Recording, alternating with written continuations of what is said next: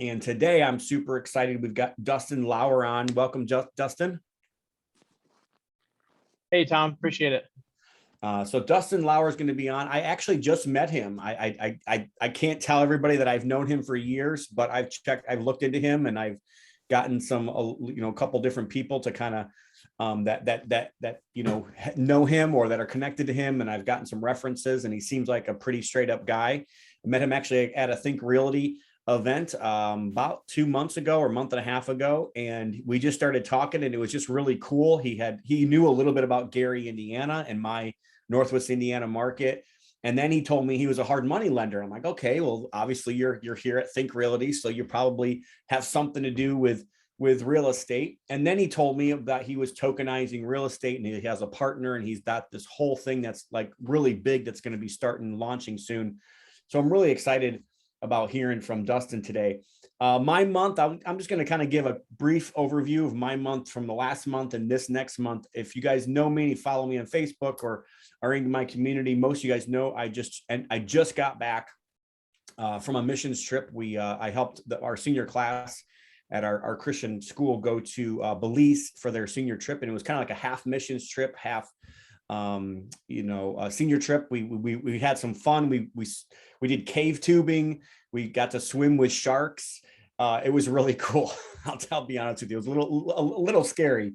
Not gonna lie, but that's really what I'm all about. I really just want to make a bunch of money so I can have it, so I can give. To me, it's not. I think financial freedom is great, and I think it's something everybody should have.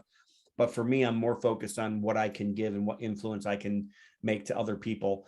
This Wednesday, I'm actually leaving to take another missions trip to Poland and visit with a lot of those refugees from Ukraine. And I'm reading the stories of these people. I actually got one this morning from Christian Radio International here that I read just this morning that talks about some guy who left Ukraine. And I mean, you have to understand, these people don't have thousands of dollars. They don't have credit cards. They don't live like we live.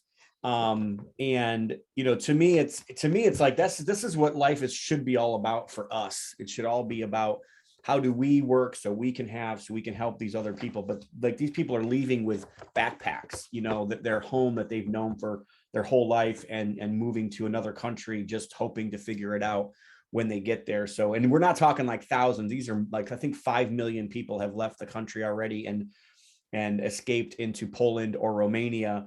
So just pray for us. The next week or so we'll be there working with a missionary on the ground there to try to help support and do whatever we possibly can. I'm really excited about going there. It's obviously a dangerous part of the world right now. So keep us in your prayers as far as that is concerned. Also, I did want to just mention and just kind of throw this on everybody's attention. If you guys don't know, like, I believe we're already in recession. We've already had, quarter one.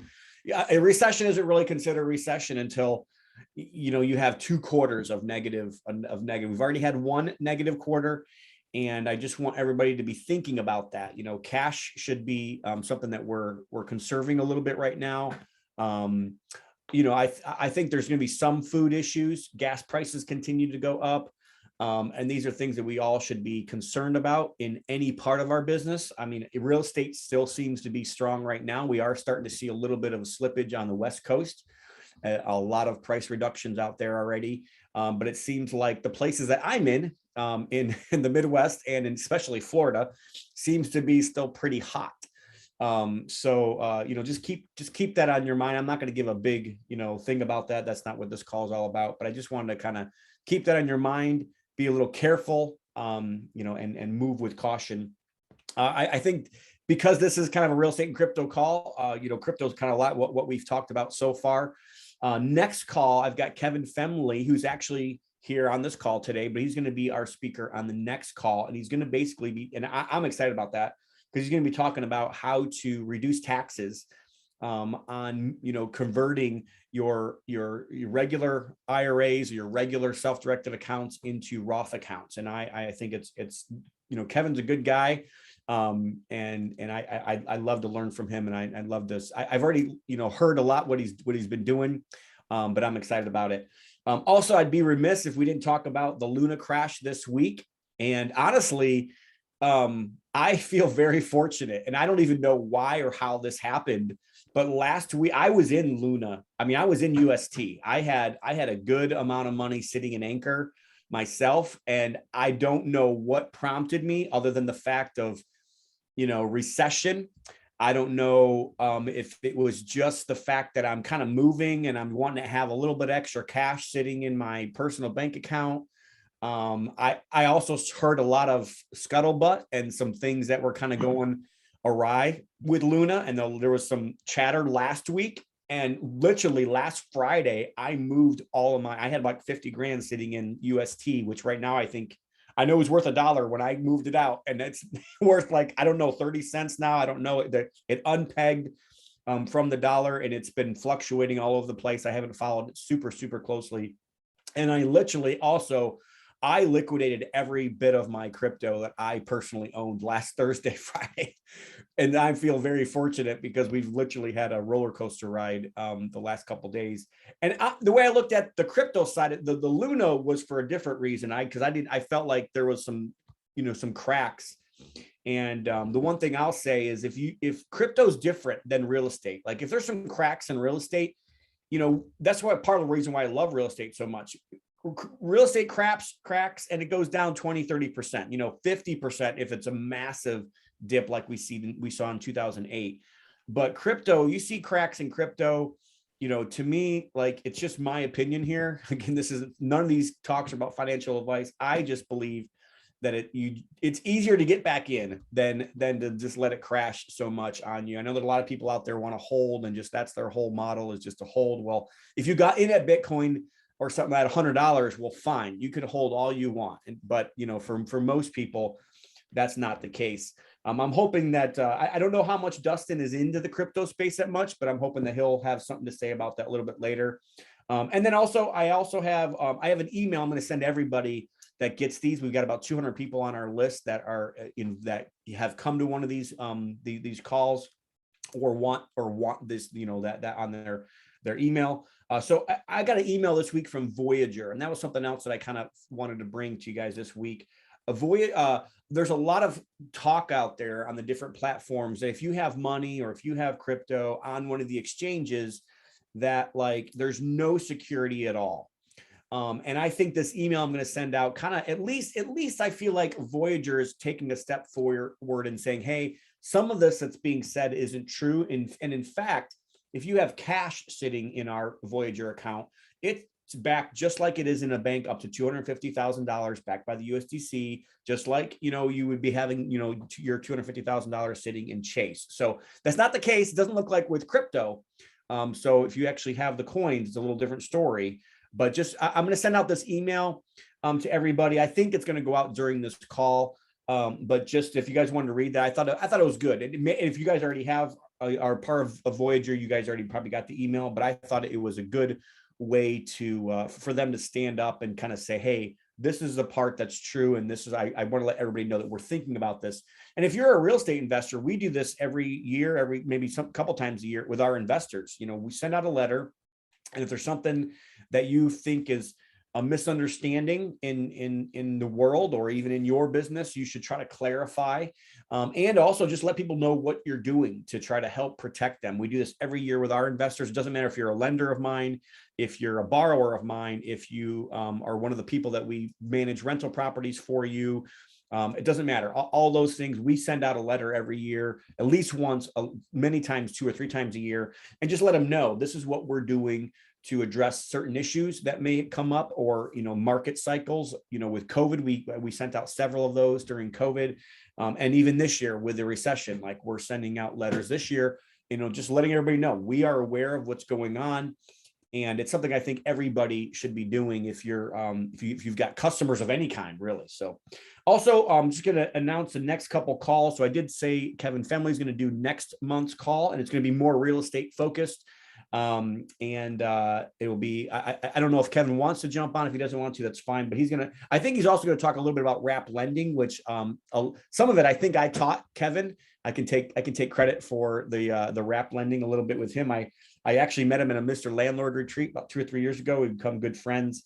And he's just a good guy to hang out with. If you haven't met him, I'd highly recommend. And then we're going to go back to crypto on July 9th. So July 9th will be the next call, and we're going to have Liam Chase come back, which was our first person we had in January.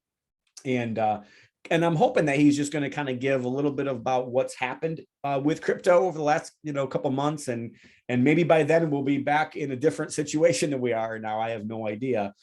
So the next call, like I said, is June 11th. The call after that will be July 9th. Hopefully you guys can make it. And if you're listening to this and you're not watching this live with us, hopefully you guys can make those calls live. It is good, and always a good time to be able to ask questions as well. And that those two calls will definitely be calls that you want to have be able to ask questions on. I do want to remind everybody about the real estate free for all event. We've got September 30th through the 2nd of October.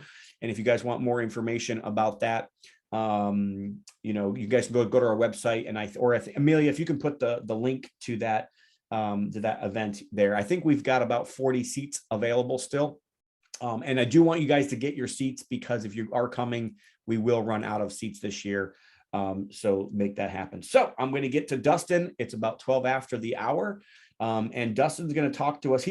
Which I think is cool, because I know most of the people that are listening to this now and will listen to this later are in real estate. That's my network. That's the people that have known me for years and trust me, and our network and everything that we do here at Olson Group and Olson Property Services and Good Success and everything that we've done with Sarah Jo. And now Conduit Capital with our hard money lending company, which is really young.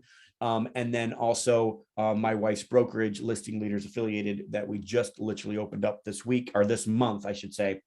But I'm glad to have another fellow, real estate guy with us today. And he's going to kind of show how exactly what I've been talking about is going to happen. And this kind of bridge between a new way of thinking when it comes to money, and especially real estate as well. I'm really excited to kind of learn a little bit more about that real estate side and how I've been saying this is going to happen, and I see it already happening with my tenants asking if they can pay with Bitcoin, or if they can pay with USDC, or they can pay with Ether. Like, as of right now, I don't have the means to be able to do it unless I want to do it outside of my normal system. But these things are coming, and it's going to end up happening at some point. So I'm excited to have Dustin. So Dustin, why don't you just join us, and I'll let you take the floor. You can share your screen, and I know you got a presentation prepared for us. Thank you so much for being with us today. Awesome. Yeah, Tom, absolutely. Thank you so much. We're definitely going to be talking about that hybrid bridge that we're in today, of as the world in real estate becomes more tokenized. And we're going to talk about what that means. And we're certainly going to do an introduction and go over my background, things like that. But what exactly is tokenizing real estate, and what's the value of that? Well, just tokenizing in general is just fractionalizing something down to a coin, right?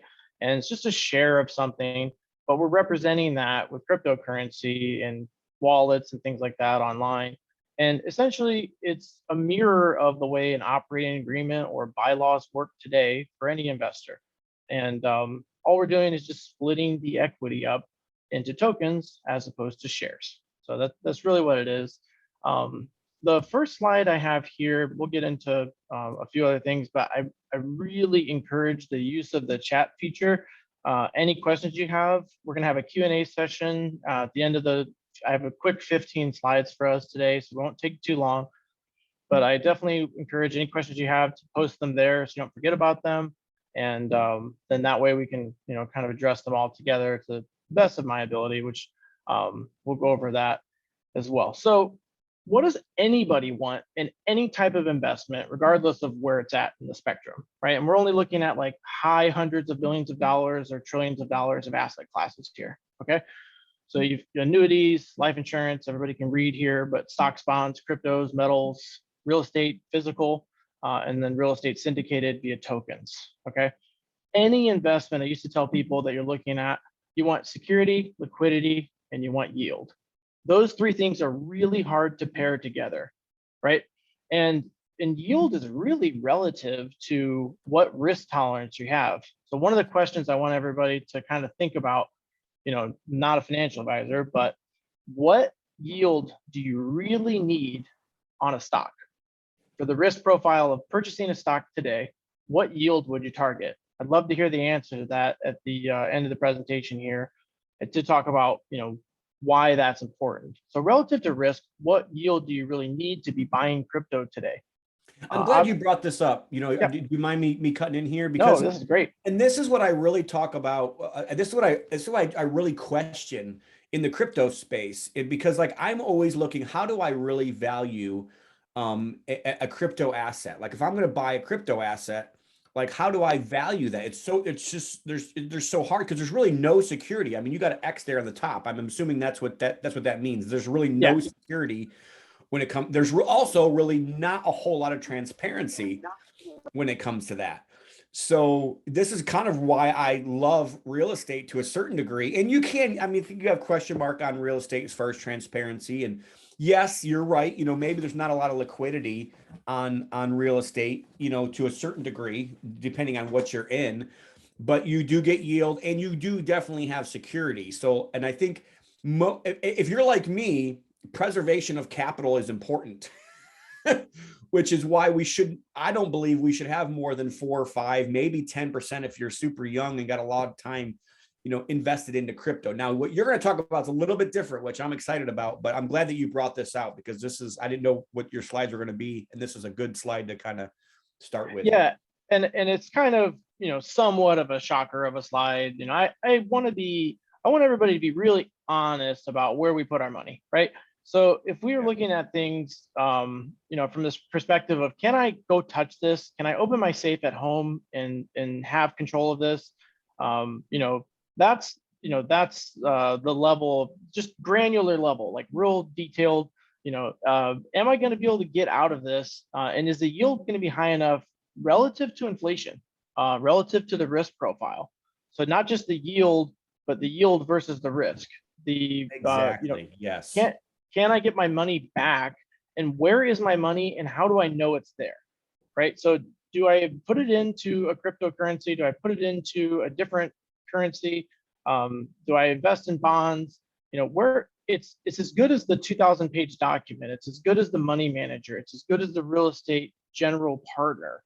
And what is really unique about what's coming, it's not here yet today, but where I think the market's going is I think we have a stars aligned moment in the future where we can get all of the things that we want out of an investment because we can see all the time that it's transparent.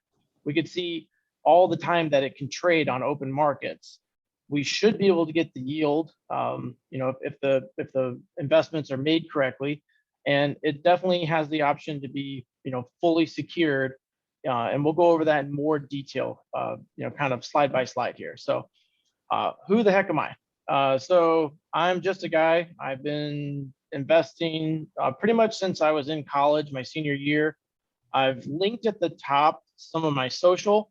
So I've got, Twitter, so you can see some of my maybe outlandish political opinions or stock things that I talk about or the market.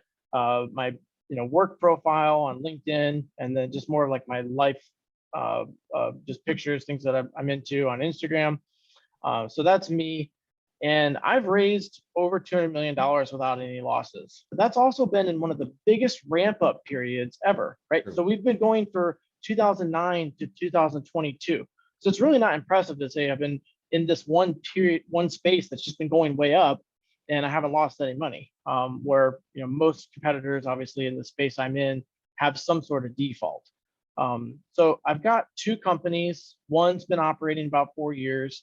The other one is a prop tech that we've been piloting for the same period of time, but we haven't fully opened. And it's something that we are keeping real kind of, it's basically SEC that we're making sure that we're fully ready and approved before we go to market. But anyway, FiDesFi is a fintech company and it's a lender, right? So just like Tom's Conduit Capital, we got a company originating loans for investors, and we are doing full closings using a lot of technology. We get the application on Wednesday and we close on Thursday. It's a regular piece of business. We do it every week. And so we've kind of built a lot of tech tech projects out so that we can do something a lot quicker than maybe other lenders would want to go. And then we have this prop tech company that we're tokenizing equity on the fund level. So we'll have the contact information there again on the last slide as well for the Q&A. But definitely encourage anyone to contact me and connect with me on social if you think any of this stuff is at all interesting. And What are you going to go over that at all, Yeah. Dustin? Like, are you going to actually explain those two things? Because I think that would be a pretty big. I'm assuming the tokenizing is part of what we're talking about, but like even 24-hour investor loans, like I don't even know how you would do that. That's pretty wild, but it's really not that complicated what we all do. It's just how can we get the data organized efficiently and verified over that period of time. So we're targeting 5 hours as our target, but the abilities currently are limited by a few different vendors, so we do 24. What are we not going to talk about today? So I appreciate this opportunity a lot from Tom to get to speak today. So absolutely no pitching, soliciting these companies. And there's nothing else we're going to talk about. We're just going to be educational. I encourage people to kind of check sources of things. If I cite anything, I'm happy if you reach out on social to send those to, or if you have, use the chat, I'll make sure I get you a source for something that I state. But a lot of where I get data from is the larger aggregators in the SFR like niche, and that's really Atom Data and House Canary. Those are the ones that I trust and I like. There's a couple other ones that are pretty good, but we subscribe there and think that's pretty good. I'm not going to get into Luna and any of the market issues so much today, as I don't really have deep knowledge there, other than I lost money. But I'm not going to talk too much about deep level blockchain technology. But I do have a really interesting, great business partner in my my prop tech company. His name is Stephen Berg. He was a co-inventor of the zip file, and he's producing a lot of content with me, and definitely encouraged to follow on social. And we're partnered with people that have that deep knowledge, and I think it's really important because that's the value of what you're doing has to be secured. Otherwise, what's the point of doing it? It has no utility, right? What are we going to talk about today? Well, we're going to talk about one of the largest, most consistent and congruent asset classes in the United States. Right now, there's over 23 million rental properties in the United States from 1 to 4 units. They're worth nearly $4 trillion, the equity in all those properties, right? So we're talking about a massive asset class. We have this kind of picture here. I don't know where this is at. I just got it off Adobe, but you can kind of see from several thousand feet up in the air, all these houses kind of look pretty similar. You really couldn't pick too much of a difference out between each little house here on the screen, if you can see that. And you go up further from 30,000 square foot, and you see real consistency across SFR, right? It's a very repeatable asset class built of the same materials. And we're talking physical construction when we say built on a per property level. So when you think about it from up at this perspective, you can kind of say, I can do analysis on this macro level investment class by looking at micro level consistencies on the data. And so we're going to talk about why tokenizing on a fund level, as opposed to one of these teeny tiny assets, may or may not make sense. And then we're also going to talk about how tokenizing provides real life utility to benefit investors, because otherwise, what's the point? Is it all just hype? Is crypto all hype? Is tokenizing all hype? Is blockchain all hype? And then, like Tom said about current market conditions, I think that's extremely important to be conscious of in every decision you're making today. So we are absolutely talking about market conditions. SFRs as the same data over and over again. I won't try to bore you guys all to death, but SFRs are literally built out of all the same materials across the country. You can have an asset in Dayton or Akron, Ohio, or Palo Alto or San Mateo, California, that are virtually built the same, yet at completely different price points. the land is worth more. One market has got a lot better jobs and income levels. One market that has a lot of tourism. There's a lot of reasons that contribute to value on a property. And value for a property is what it can sell for. That's value of a property. But as our companies look at value, and as a lot of landlords who own most of the rental properties in the United States, really still talking about close to 80% of just mom and pop own every single property out in the market. And mom and pop care about cash flow. That's the value of real estate. How much does it make relative to how much does it cost me to own it? The fundamentals of real estate. So we're able to look at the fundamental costs of the property on CapEx and maintenance, and literally use the new technology to go back to a fundamental way of thinking about real estate. Whatever happened to the 1% rule? Whatever happened to the buy for cash flow, right? A lot of companies are out there, they're doing down payment assistance, appreciation schemes, and all kinds of other nonsense that are in the space. But today's technology actually allows for a better fundamental underwrite of value. And it allows for everybody to invest based on what are the real construction costs of these projects? What is the real cost of ownership? And how much does it make on across the country on a rent level?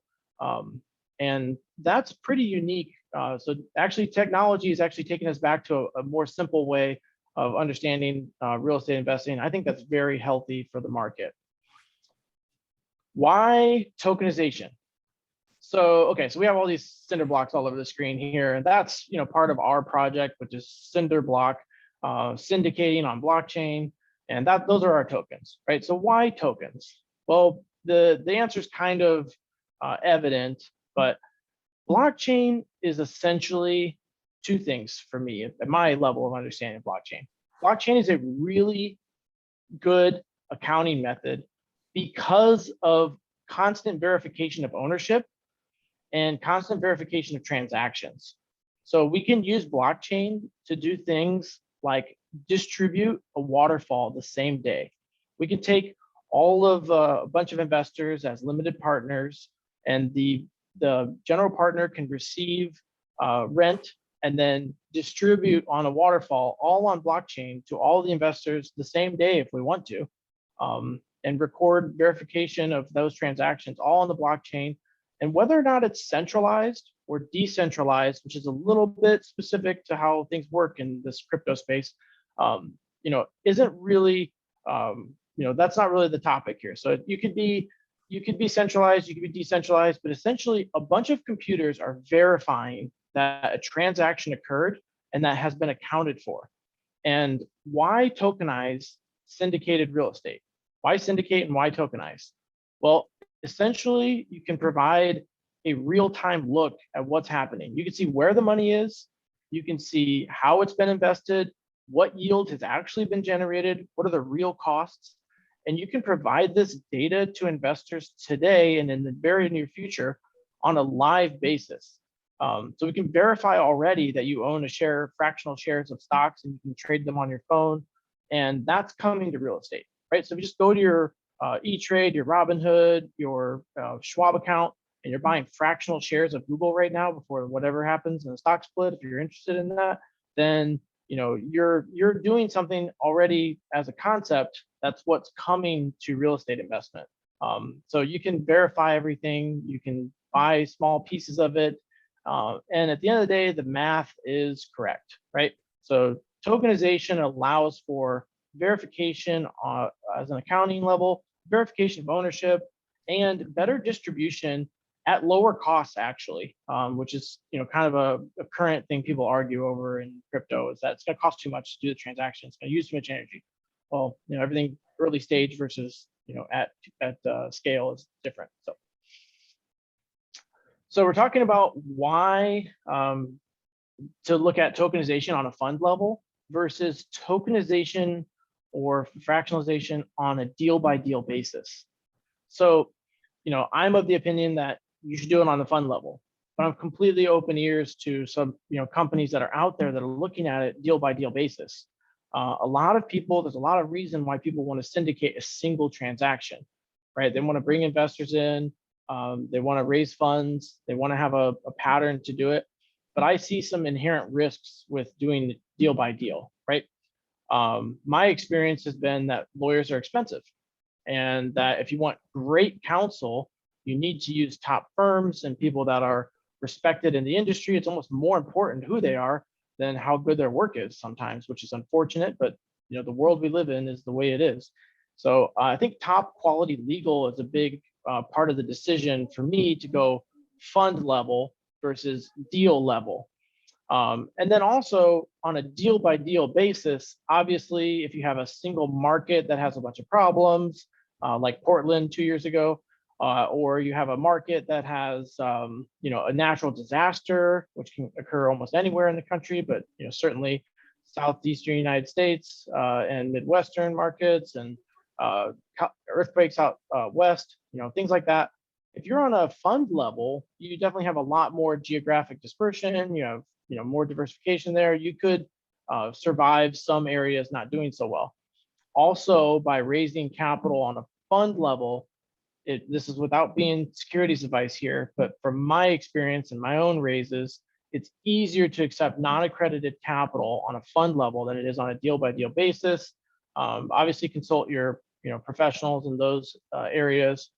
And one thing I'll say about deal by deal versus fund level is that I've raised a substantial amount of private capital over my career, and I've literally had investors that were actual billionaires, and then I've had plenty of just friends and small mom and pop retirees, and they tend to care about two things, right? They tend to care about what does it look like and what are you telling me the yield is, not actually doing any real underwrite of how that yield is prepared and how it actually would get there. So they're not looking at reports, I can promise you, of crime rates and school zones and education levels and employment in the area. They're not looking at the inspection reports. They're not getting into a real underwrite of establishing that value and how likely that rent is to occur every month, as opposed to does it look pretty? Like I used to own a house that looked like that, and does it say it's going to pay me 11% or something? And just as a to put that in a context, I mean, obviously we all think we can pick cryptos and stocks and do really well with those individual choices, but there's a lot of people that fare better just investing in the S&P or something like that over time.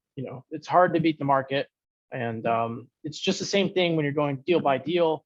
If you're not an expert in a particular area and you haven't found a guy that is an expert in an area like Tom and his market in Northwest Indiana, then you're maybe going to be, it's going to be hard for you to compete with the pros, right? That's why they're pros. Market conditions. Okay, this is a topic nobody likes to talk about. I was scared to have this slide, and then I was glad to hear Tom mention recession. So, so I was like, oh, I don't want to be the down. It's among us. You better face it. Yeah. So this is something I have for perspective here. I don't think if you're not in the middle of doing deals every day, that you maybe don't realize how aggressive and how things have changed just with small amounts. We've been in a period of very low rates for a long time. And I just want to show you a starter home in an area that I do a lot of business, which is Marion County, Florida. And this is below the starter homes currently. A lot of these starter homes are like 280, 290, but I just went with 1,000 square foot house, right? This is a tiny home in this area for new construction, right? And in order to purchase this property, the household needs to have right at 1,000 or a six-figure income. And that's definitely close to median in the United States. I think over the last couple of years, people were saying high 60s, low 70s. I think as new data comes out on how much wages have grown, maybe they're in the 80s for a median household income. I don't have that statistic for you, but I can tell you it's not 100,000. That's not the average, right? That might be 20 to 25% higher than the median household income in the United States. So, and then I pick a very, I think generous number on, what, maybe 2 car leases, maybe a tiny bit of credit card, maybe a little bit of student loans. 1250 is easy to add up to for a starter home buyer. If you're selling properties, these things. They have to have saved up a whopping $40,000 in order to just barely afford this kind of low priced entry-level home, 1,000 square foot house, 3.2, no garage in Ocala, Florida, new construction. So this is an example of where affordability is stretched. So if your neighbors, you live in a neighborhood and the average price is 700,000, your neighbors are moving in next to you, they just bought a house, it's a good chance that their annual household income is above $250,000 right now. You just kind of follow the math here.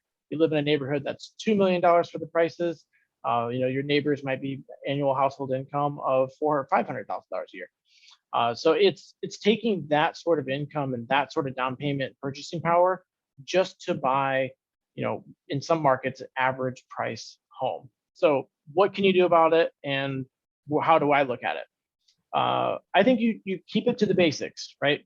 You underwrite to healthy, like leverage points. So if you're a lender, you're underwriting to a refinanceable refi loan. If you're a buyer, you're looking at how much more rent can I get than my total payment on fixed rates at today's new interest rates, and you're trying to do business with the best personal guarantors you can to be able to refinance that project.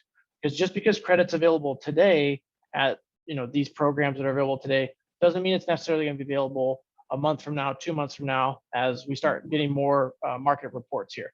And asset classes that I like are rehab to rent and build to rent. It's obviously market specific, but these are the things that work for us. And we're still actively doing a lot of volume, even more than usual, even though the market's very stretched for affordability, because we're focusing on rental cash flow. So a lot of 2 to 4 unit properties, and a lot of it's new construction or rehab to like good finish quality. So there's less like maintenance and CapEx. I mentioned 2 companies. One is this fintech lender, FiDis-Fi. The other is this prop tech, cinder block to tokenize. And we kind of believe there's an intersection coming, right? It might not be necessary in the future to even have a mortgage, right? You could kind of say there's debt, there's equity, now there's equity. Unfortunately, somebody beat me to that, and they're using that out there in the market space. But it's a good word to kind of use to conceptualize what we're talking about. So institutions might not want to get paid back in dollars that are crashing in the future. If that happens, that's speculative. But let's just say dollars are losing value and purchasing power because there's more of them, definition of inflation, and or the original definition of inflation, they change it. But so, investors might not want to get paid back in cheaper dollars. So it's possible now for companies to record security instruments that aren't paid back in dollars, but are a portion of the home's ownership. And so it's just a syndication of a deal. So now single family homes can be syndicated, even if you're a homeowner, by recording a security instrument on the house, and then investors can invest in that specific security instrument on the home. So that's a lot. We'll talk more, but basically mortgages aren't fully guaranteed to be in the future, right? There's nothing says that there's always going to be mortgages out there. There's always going to be US dollar out there. It is possible that there's an intersection in the future of debt and equity, and more investors might choose, because of lack of payments, interest rates, and a lot of good reasons, to not finance their property in dollars and to sell a portion of it. And we'll go over some other companies that are doing it. Well, it's interesting that you brought that up, because since the time I met you, because we talked a little bit about this when we first met, and since you've met me, or since me and you met, I've been approached by people trying, and I don't know if it has to do with the tokenization piece of this, but I've got people approaching me looking at my properties saying, I'll give you money, I'll give you like part of your equity today. Mm-hmm. And it's not going to be debt. It will not be recorded as a mortgage. It won't be a second lien. It won't show up anywhere on your credit report. And basically what they're asking for is like, I think they want an appraisal today, and then wherever the equity goes from today to like the future, 5-10 years from now, they want to, I think, split. I don't know exactly. I haven't gotten too deep into weeds, but I think they're wanting to split the equity gain from. So let's just say I have a house right now that maybe I own. I owe. Let's just say I owe $200,000 on it, and it's worth say $400,000. they're willing to give me a good portion of that equity. And then there'll be appraised today. So let's just say it appraises for $400,000 today. If that property goes up in value, they want to be able to split. I think they said 3 or 4% for every 1% that they give in equity. Is that what you're talking about here? Is that the Yeah, there'll be a couple of companies I have a list on another slide coming up that's what they do. And that is a new form of financing in the market that wasn't out years ago. Now, it was always there when, Tom and a friend wanted to raise capital together. You could always structure a deal just like that. There's always been the laws and the LLCs and the operating agreements and the bylaws and the companies and the trust agreements and different structures you could use to do a deal like that. But now, since the last 3 years or so, a lot of institutional capital are supporting projects where there's alternative financing. Now, a lot of them are doing stuff that I wouldn't necessarily go after, right? So a lot of them are going to be, I want the upside in appreciation. Well, what if the affordability stretched and there's not a whole lot more appreciation? Is that a great investment? I don't know. right? Then a lot of them are doing down payment assistance in like gateway markets that are already like overpriced. When I say gateway markets, I mean like places where people come to the United States to live from another country. So that could be San Francisco, LA, San Diego, Miami, markets that are higher priced, New York City. And so they're going to come to there where professionals have great incomes and they make, $400,000 or $500,000 a year, which seems like a lot, I guess. And then they don't have the down payment saved up because of student loans or whatever else that they have going on. And these companies will give you a percentage of the down payment. They'll split it with you. And then they want a higher percentage of the upside, 3, 4, 5 times on the upside, some as high as 8 times on the upside. But they're taking risk on downward trends with you. And there's massive institutional investment. If you look up Royal Bank of Canada, RBC, they're a huge investor in the space. If you look up Redwood Trust and Redwood Trust Horizons, they're a huge investor in the space. These guys are putting literally billions of dollars out in these new forms of equity investments in properties. And it's really fascinating. But it's kind of shows you that we're on the cusp of some new types of mortgages, some new types of financing. I've even seen this on a property that my wife sold. So my wife actually sold a property about 6 or 7 months ago. And it even, how we've had this mortgage moratorium where we couldn't like foreclose for a while. Yep. A lot of the banks are going back to the people, and part of the restructuring of the loan says like, we want to split equity, or we want to, so, and that literally just happened to somebody that my wife sold a house to. The wife had no idea. The husband kind of knew, but I don't think he really knew what he was getting into. But like, people are really looking at things in a different way, and they want to take advantage of that appreciation, or that, what I think most people should really be looking at it, not really as much as appreciation, but just as the fact that our dollar is becoming worth less every day. No, absolutely. So I have a little overview that I'll kind of run these couple slides quickly, but this is an overview of like the prop tech company that we have. So our goal is to decouple real estate from US dollars, right? And that's pretty aggressive, and it turns off most of my investor base. And most of my investor base is like approaching or at 70 years old or so, very high net worth, made their money in trading or some sort of financial institution. And they're holding a lot of dollars and holding a lot of cash, and that kind of doesn't sit well with them.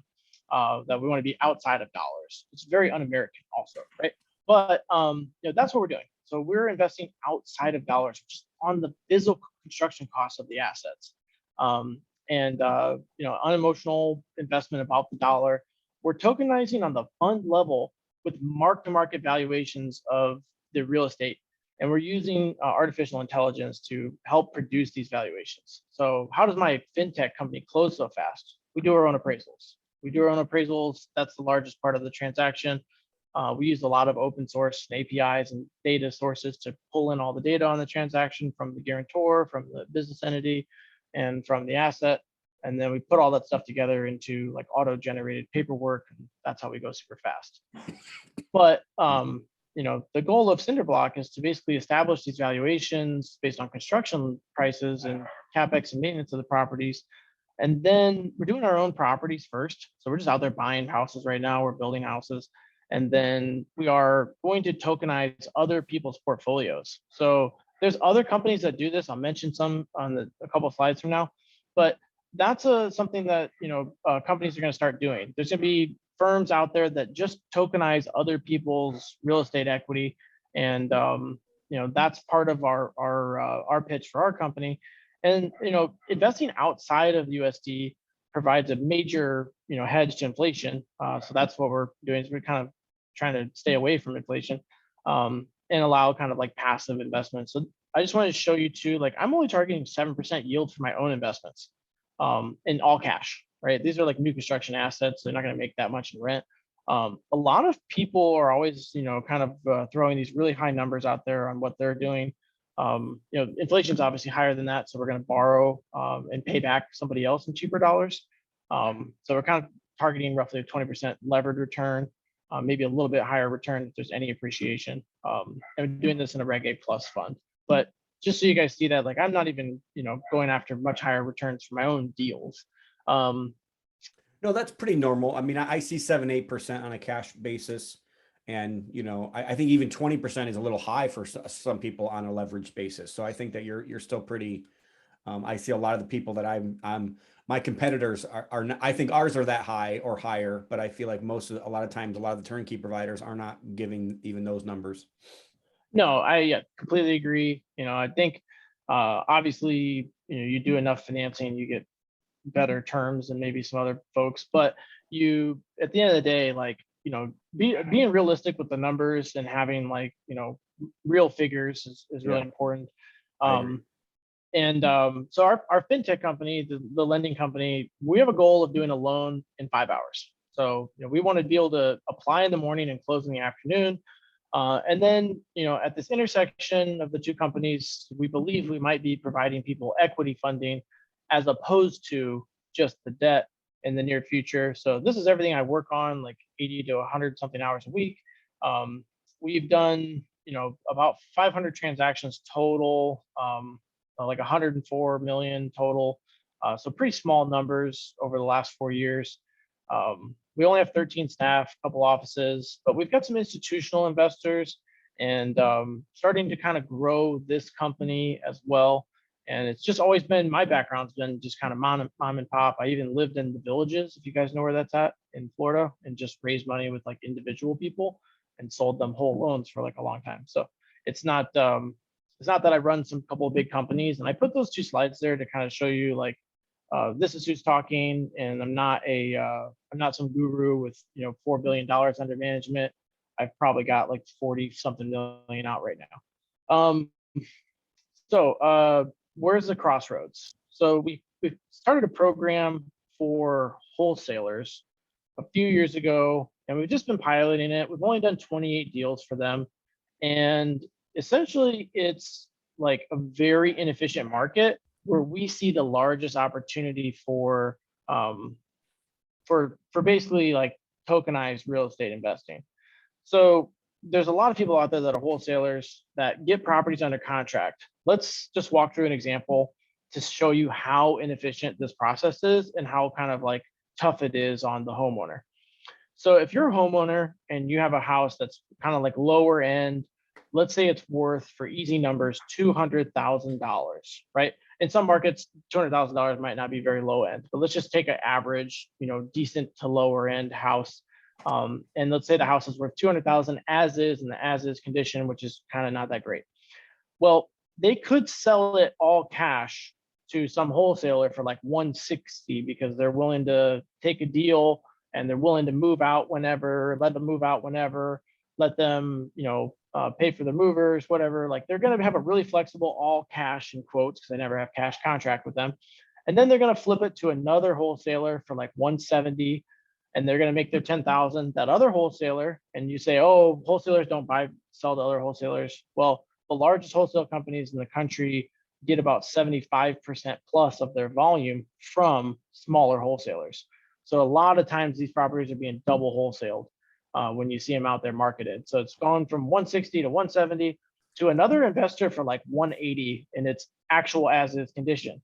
Then this other investor buys it for 180. They fix it up for 25,000. They hold on to it for 6 months and they put it on the market for 280 and they make their money as a flipper. That's pretty much an average deal.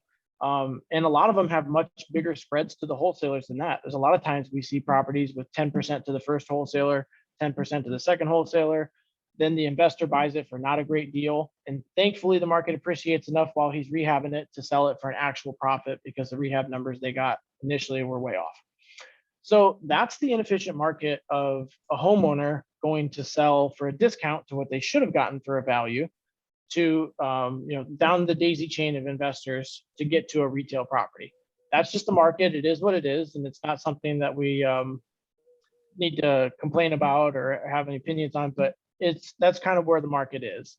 What would be a lot better for the homeowner who maybe has a life scenario, right? Their kid went to jail, their son got into college, their mom has a medical bill, they have a medical bill. Whatever the life scenario is, they just lost a whole bunch of money in the stock market because they were investing over the last few years, and now all of a sudden they don't have it. And they're retired, they can't go get a HELOC because they don't have the income. A reverse mortgage doesn't make sense because they don't want to move out of the house, or they want to move out of the house eventually. So there's these alternative products that make sense for them. So the crossroads of debt and equity, all that said, is you could solve life events if you could just buy, let's say, for example, 25% of the house at 200,000 would be 50,000, but you want to get 33% of the house up front for making that investment.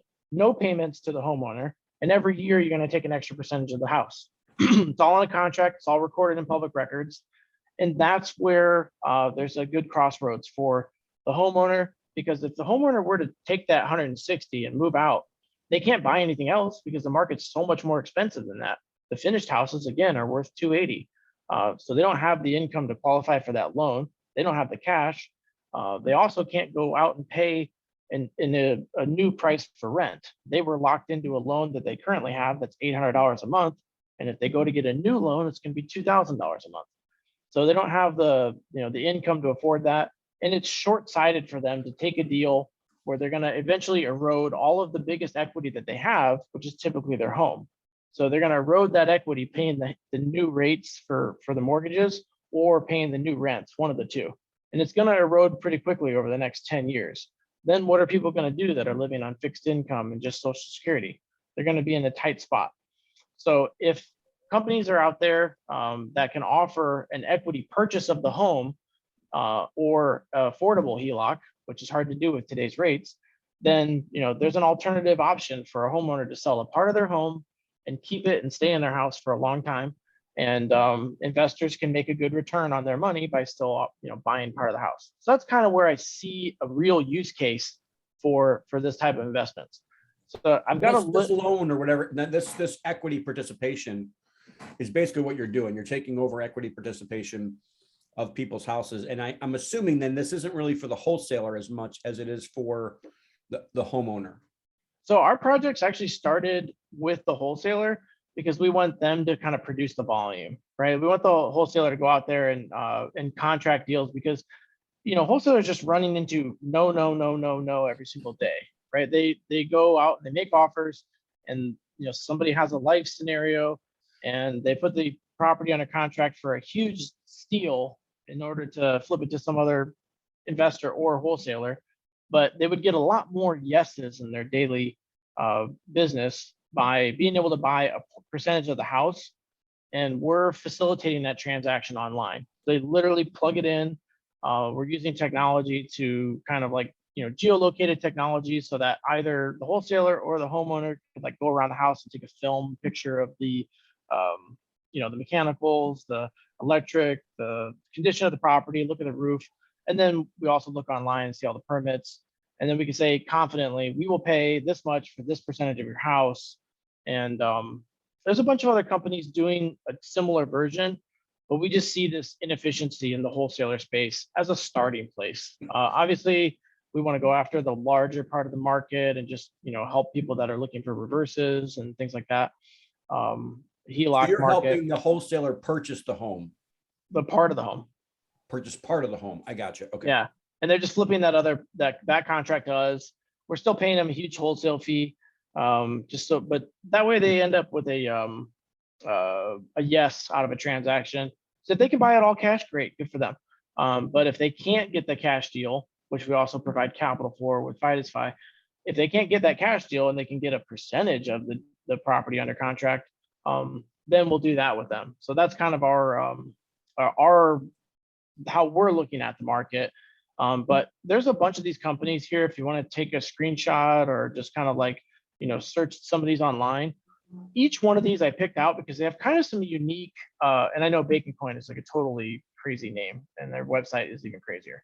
But each of these companies here have some pretty interesting views on either tokenization, crypto, real estate, home equity contracts, or one of the topics we were talking about. And I think if you're interested in this space, seeing what some of these groups do is going to be pretty interesting over the next few years. I'm not endorsing any of these companies. If one of them just blows up and fails right now, I wouldn't know anything, about that. But I would say that these are some pretty interesting groups with interesting ideas that are in this space right now. And you're going to see deal level from some of these. You're going to see deal level tokenization. Some of these are going to be fund level tokenization. Some of these are companies that specialize in offering tokenization, which would be a competitor for Cinderblock. And some of these are just existing home contracts that are fractionalized.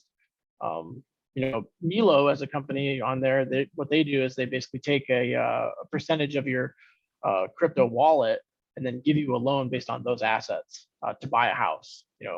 There's all kinds of different companies on the list here, but just thought it would be interesting because I spend all my time in this rabbit hole of these industries and working on these projects. And maybe you guys don't know every single one of these companies here. You maybe know a few of them.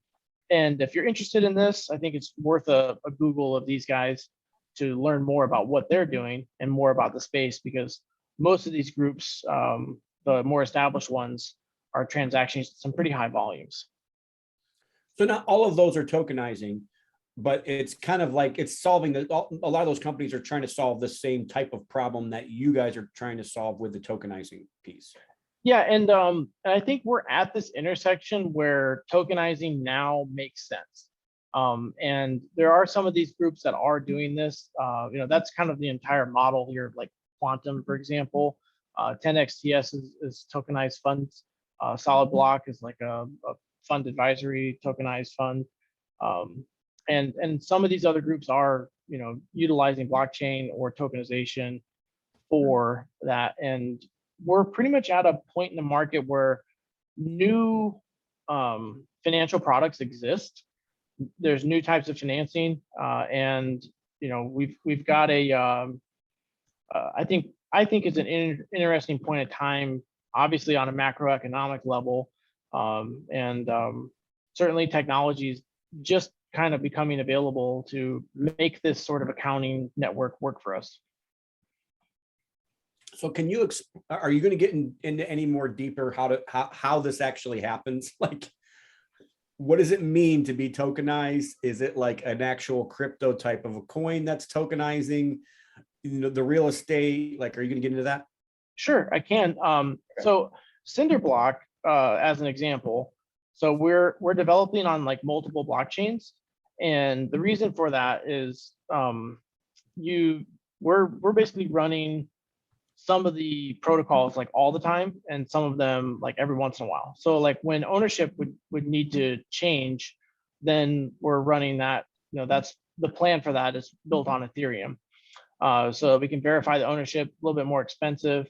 But for distributing the waterfalls on a mirror table, we're doing that via Solana contracts there. And kind of the way it works is, it's outside of my like expertise, but the way it works really is that, you're basically allowing like one computer to verify another computer's data, and then the entire network is processing it. And if one computer in the network isn't accurate, then that computer would be kicked out. And so like the data has to be verified live, and it can create kind of like, if you're building your own blockchain, it's a big endeavor. And so one of my business partners has started an asset verification. If you want to look it up, it's called Veriset with 2 S's. And it's a 3-year project, very expensive.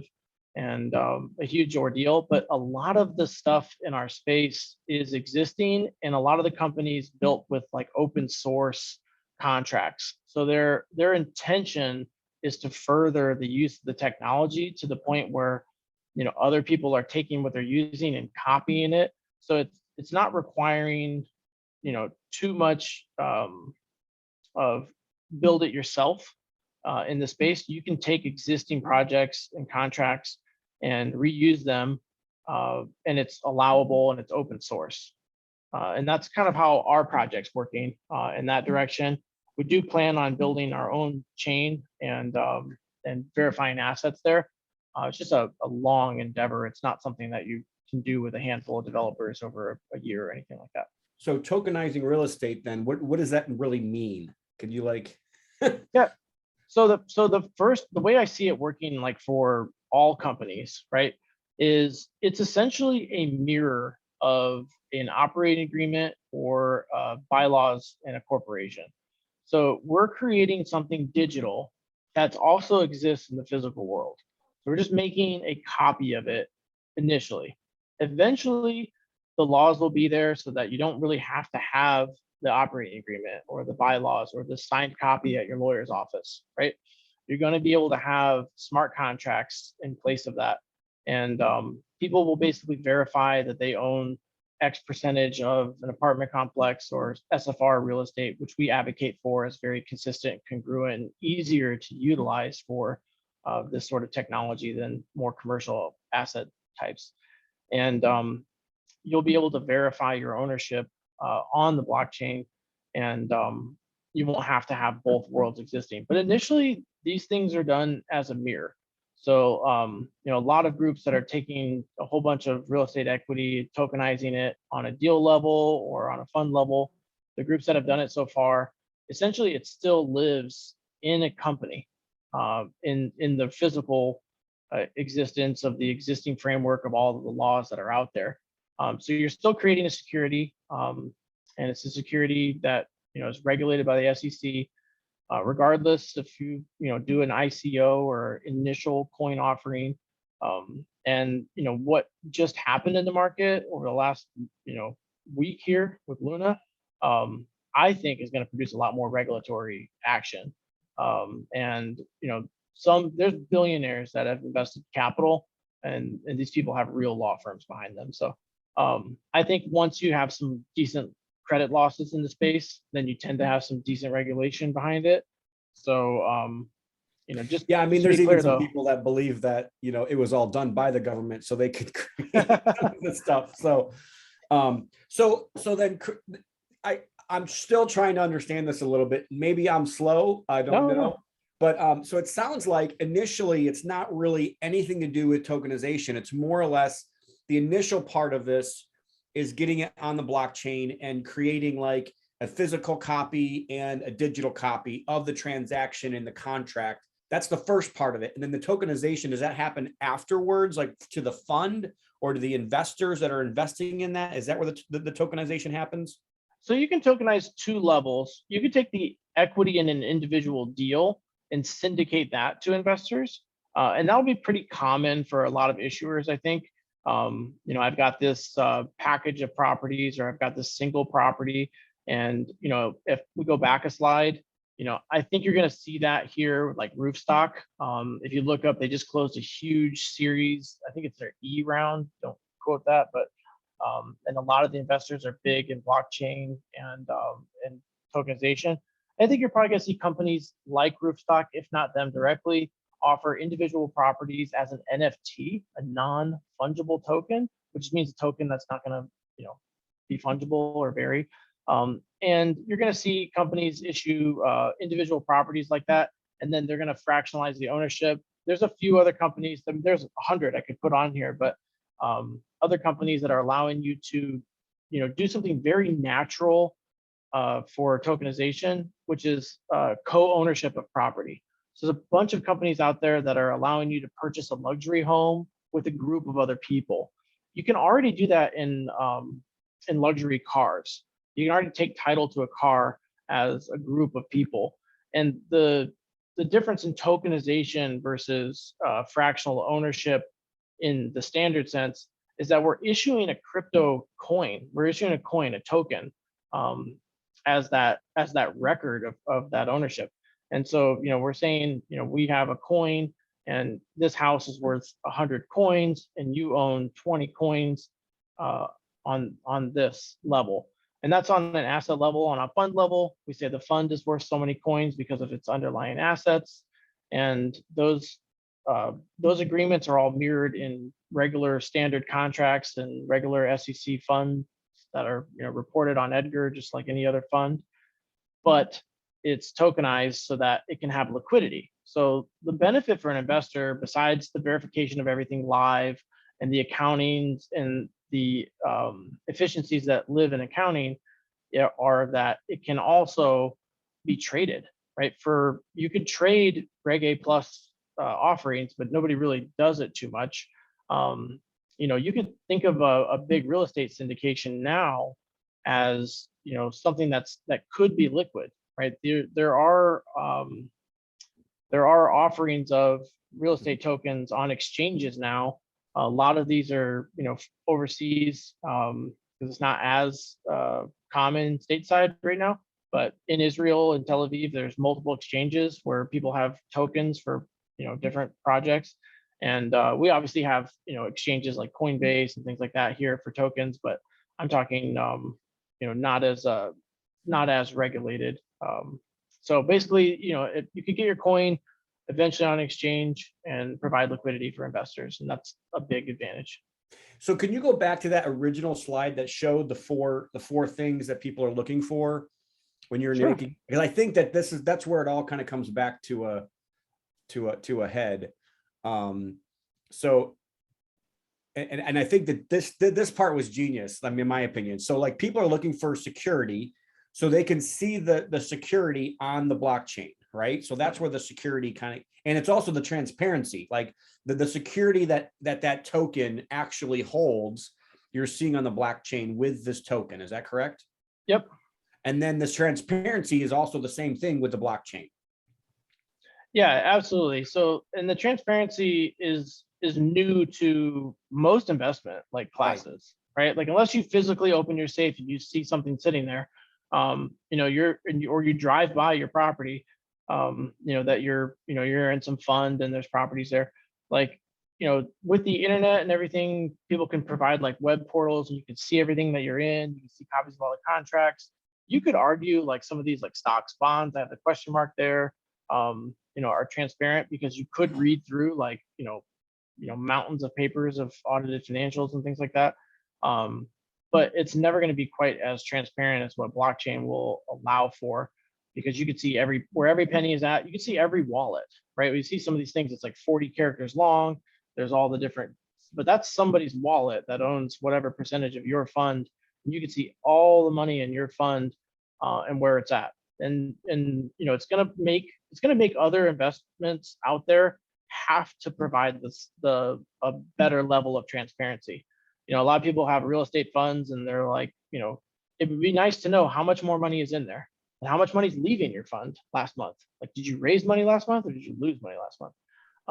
So that's going to be interesting data to be able to provide to investors, and I think it'll affect, it'll be what investors have always deserved. But then going down this line, so the liquidity piece of this is basically at any given time I could sell those tokens and really much at par. I mean, so like if you think about it, if I'm in a fund and I want to sell my portion of the fund, I'm going to normally have to take a discount in order to sell that portion.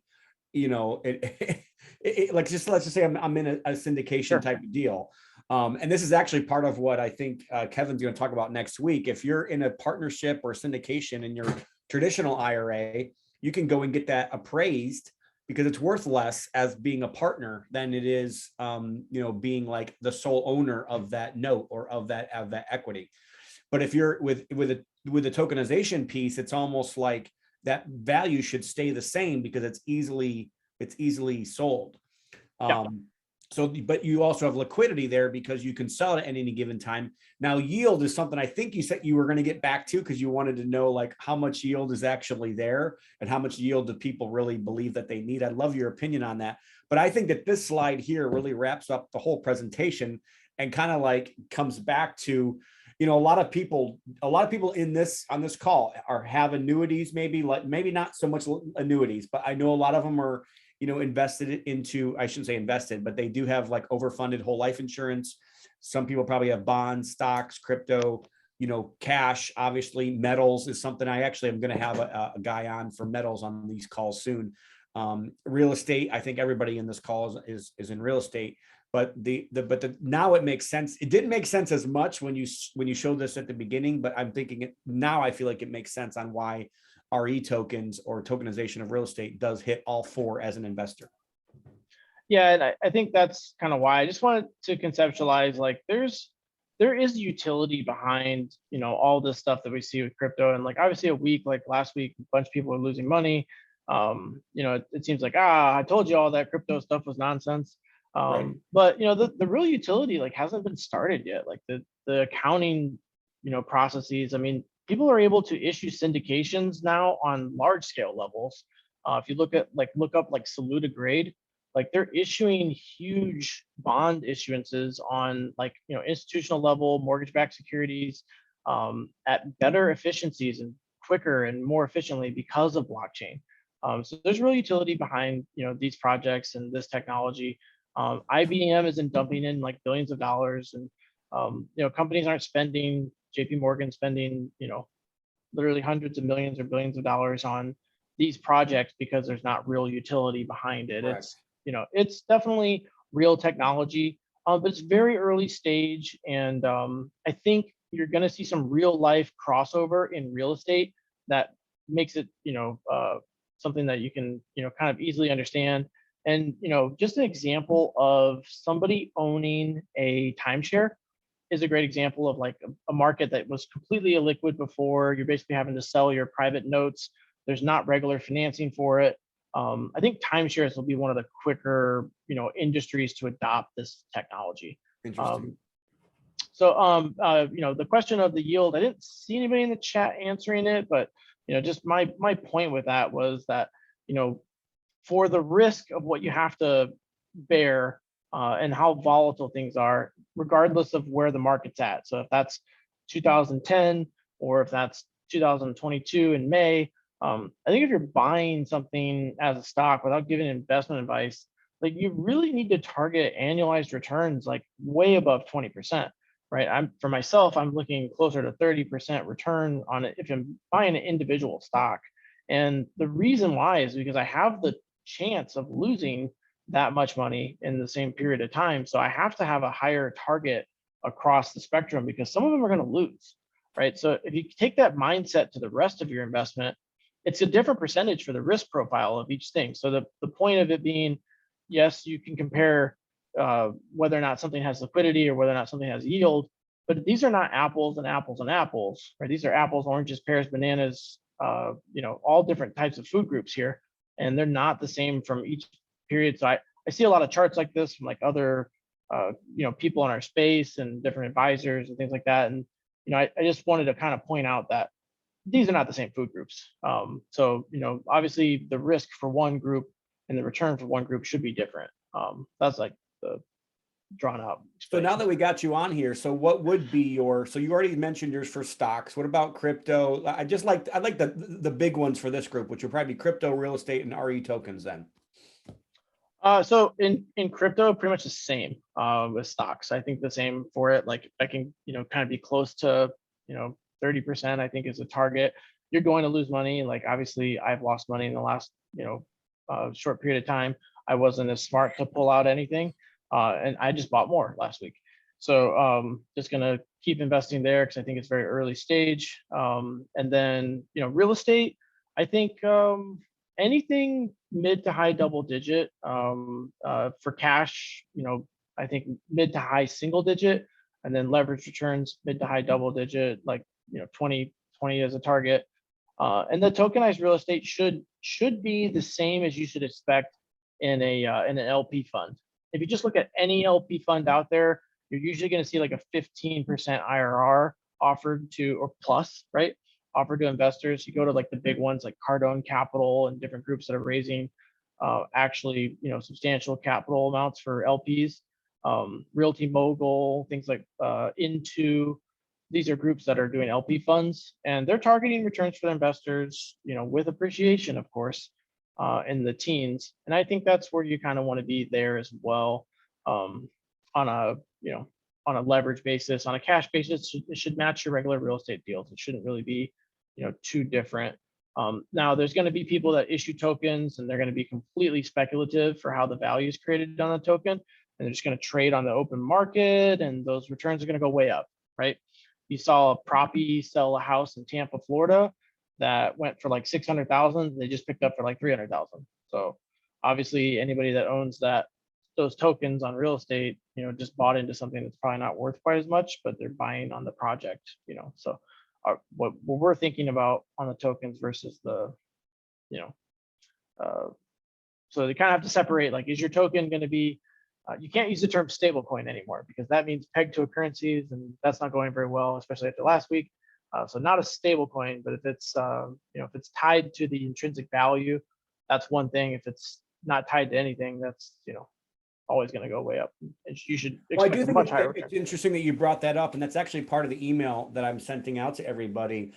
According to Voyager, every single, now the different stable coins are different, and we need to know like that there's different risks in the different stable coins. UST is not pegged to $1 because it's backed by $1. There's no security there. It was just an algorithm that kept it pegged to $1. However, Yes. a coin like USDC is actually backed. There's as many dollars sitting in, or many dollars or equity actually sitting in those exchanges to back those USDC coins. So just make sure, even if you're dealing with stable coins, that you understand what is backing it and what you're actually doing with it.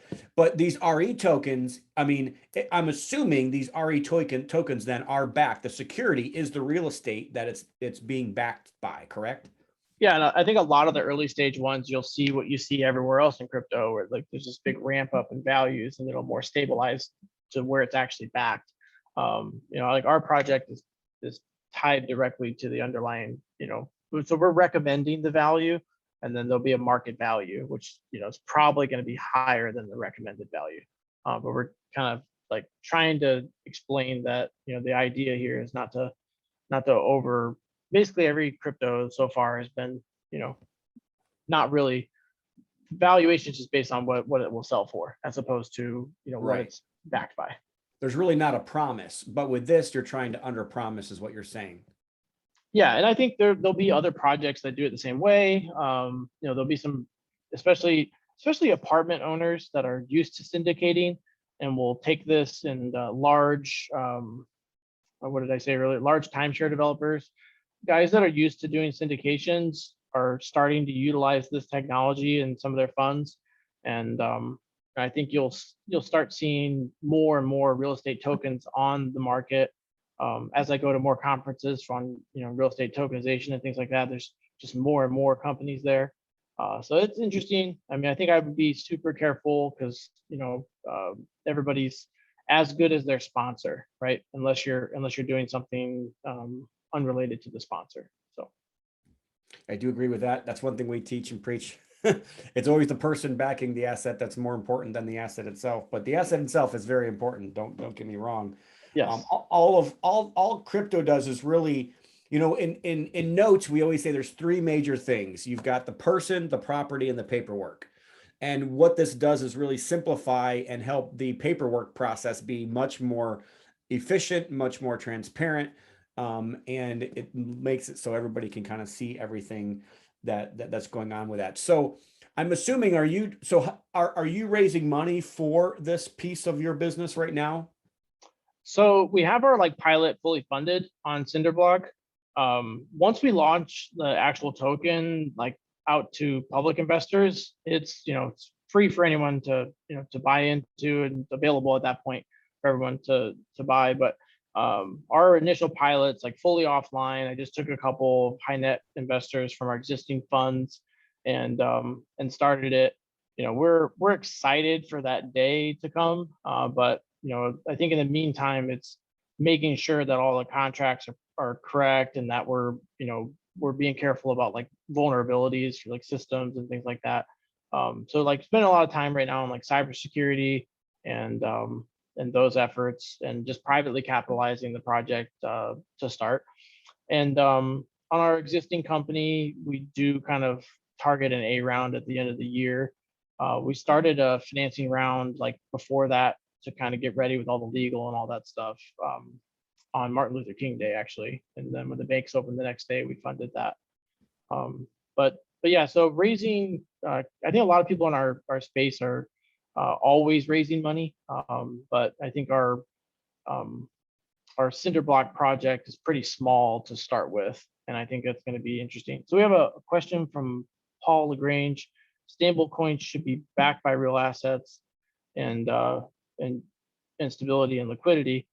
Yeah, I agree. I think there's a misnomer on stablecoin right now that that they're stable, and I think that's unfortunate that that it's just anytime an industry is new, right, that people are going to say this is what this is called, and then it's the market kind of changing and reacting to that. So yeah, unfortunately that's a kind of a no word right now.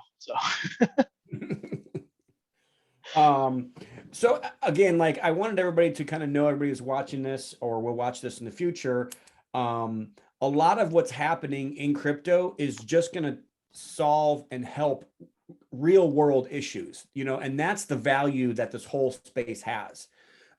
So again, this is why I wanted to have this exact episode. This is why I wanted to have Dustin on. This is why I'm hoping to have more like this, where we kind of see how the whole crypto world does collide with things that we already do on a daily basis. Or if you're interested in investing in something like this, bringing on people that I feel like, I think it's much better knowing the person that's actually doing everything than just like buying some coin that you don't really know who these people are. So I'm assuming at some point then you're saying it may not be cinder block, but it may be a different coin or something that you actually have that ends up being live and ends up being on those. But basically what that coin will be is it'll be like a coin that's backed by your fund, or backed by the real estate that's in the fund. Yeah, so we actually started with a simpler model too. Like we tokenized and we just added language to our existing funds to allow for tokenization. So we've tokenized our debt funds, which is how our current lending company is capitalized. And we're planning on listing those tokens pretty soon. Getting approved and going on exchanges, and that'll be interesting to see if there's investment interest on those. But Cinderblock itself will be issued as a coin, and those will be available. It won't be like a different class for the initial investors or anything like that. It's an approval process for coins to be.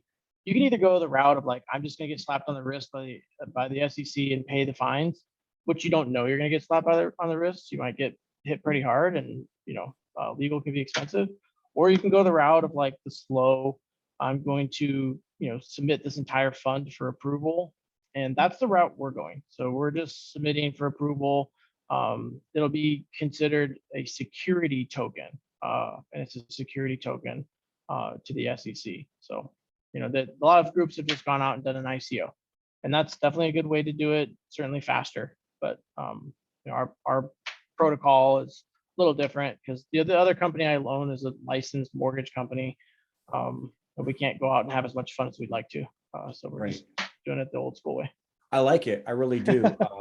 I've liked everything that I've heard today. If anybody, does anybody have any questions? If you guys want to, unmute your mics, you guys can definitely feel free to ask some questions here.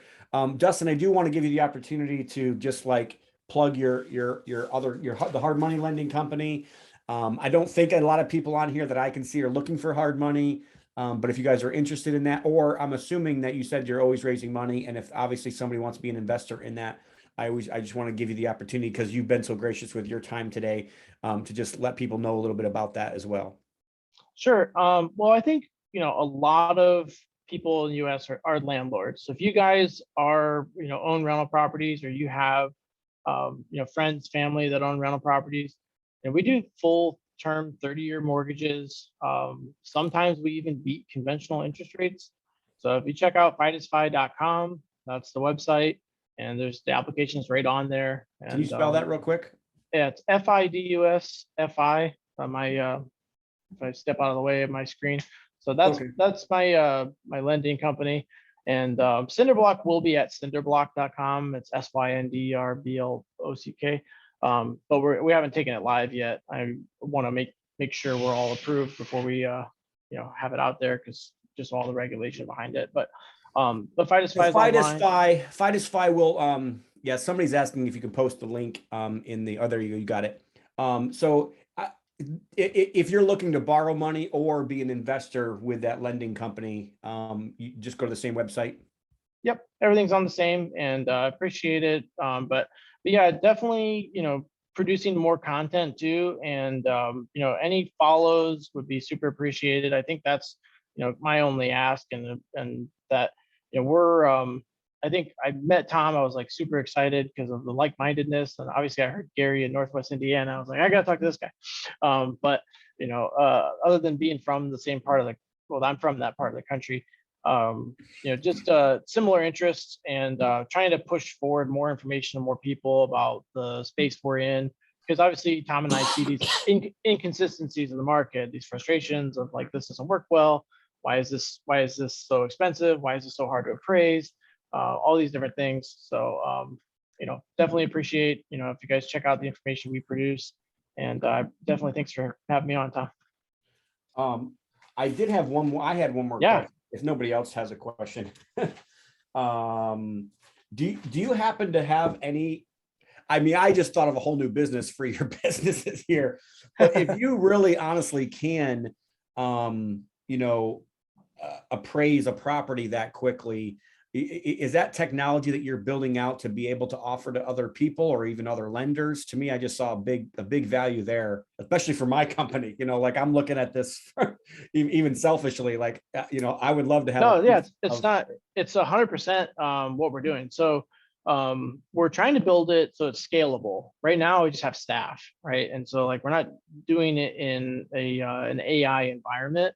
One of our investors that does own an AI company, and we're trying to integrate and basically make the computer do this, because what we do right now, I'll give a quick rundown if anybody wants to listen, but what we do right now is, I'll try to keep it in 1 minute.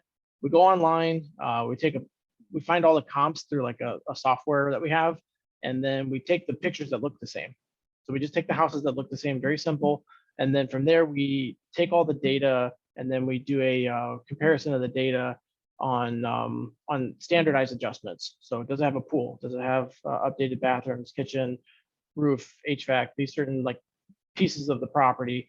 And then we compare that data on a price per square foot basis. And then there's some other factors there, but basically we can come up with a valuation that's more accurate than an appraiser does, and it takes about 3 hours. Right now we have staff that are in Bolivia and in different locations, and they go and do the initial work, and then an underwriter, which their work takes 20 to 30 minutes, and then an underwriter spends about 2.5 hours at our staff once it hits underwriting to produce that valuation. And all of that, our idea with all of that and all the investment we're making in that direction is all so that we can say how many cinder blocks your house is worth. So that we're trying to do that, like we're trying to kind of establish the whole value add of cinder block, like right at the I skipped through this because it's just kind of what my companies do, but the big value there is kind of immediately appraising the token value of all SFR real estate 1 to 4 unit. Yeah, so it sounds like that's kind of what we have done for years as well. It's just basically pulling everything that you can pull online from different resources that you might have available to you online in order to come up with what you believe the property's worth. I guess the problem that we've always run into is like a lot of times when you go out to look at the property itself and you're there, it's just different than so like that's always just been our other piece of this, because we used to offer on every single HUD home that was available in Indiana, Illinois, Michigan, Ohio, and Kentucky every single day, 5 days a week. And that's basically what we did. And we had VAs doing a lot of that work. But when we'd get these houses accepted, we'd go out and look at them real quick because you had 24 to 48 hours to look at them. And I would say 60% of them were pretty much what we thought. And then those other percent were not quite what you thought. So No, absolutely. I think like what's helping in this space right now is we order. So just like you order an Uber and a car shows up in 5 minutes, you're now able, without, as there's not as many people doing this as there are Uber drivers by any stretch of the means, but you are now able to order very specific photographic inspections of properties that are geolocated the same way you would order an Uber real quick on your phone. I And got you. that's changing how we establish valuations. And it's part of our current process. So there's like one group that we utilize, which is like direct to a bunch of other vendors. They're called proxy picks with an X. And that's pretty cool. Like they go out there, they take a bunch of pictures. They've got all these 5 different versions you can use. But I think there's more and more of an economy of people that do services and just follow instructions on their phone. They're driving for DoorDash, but they're also driving for another company. They might be taking pictures for proxy picks, and they also pick you up at the airport when you're traveling. So like there's this economy of people that are out there doing services on a request basis. And now you can have a much tighter analysis of a property with very limited costs involved. And then only order that as soon as you're ready to when you got the contract accepted or something. So proxy picks will actually go out and do it like right now. Yeah, and we use them daily to kind of like, because one of the things like locations, like location, real estate. So like you need to see the physical assets. Exactly. I think you can depend eventually on services that are similar to how we do the draw inspections. So there's like, the contractor gets instructions on their cell phone to go around and take certain pictures and videos of certain things. And that's part of where the market's going. And I think you can list your house that way now in certain markets with certain companies. So I think the technology is coming online, today and exists already in some formats to, get good visuals of physical assets. Well, awesome. Well, thanks again, Dustin, for investing in our community today. I really do appreciate it. I think that proxy picks might have been worth the whole hour and a half we just spent here, at least for me. I'm not sure about everybody else. Cool. If there's no more calls, we'll probably close it down here. I just do want to remind everybody about the real estate free for all event, September 30th through October 2nd, goodsuccess.com if you guys want to get involved in that. And then our next call will be June 11th with Kevin Femley, and then July 9th with Liam Chase. I hope you guys have a good Saturday, good weekend. I know a lot of people are busy. It's the busy time of year with kids graduating and all this other stuff going on, at least in our household. But hope everybody else has a good day. And if that's it, I will let everybody go. Oh, wait, there's one more question, one more chat here. Oh, that's just for the free for all. So thank you again, guys. I will see you guys in a month. Thanks, Tom. Thanks, everybody. Guys. Thanks, Dustin.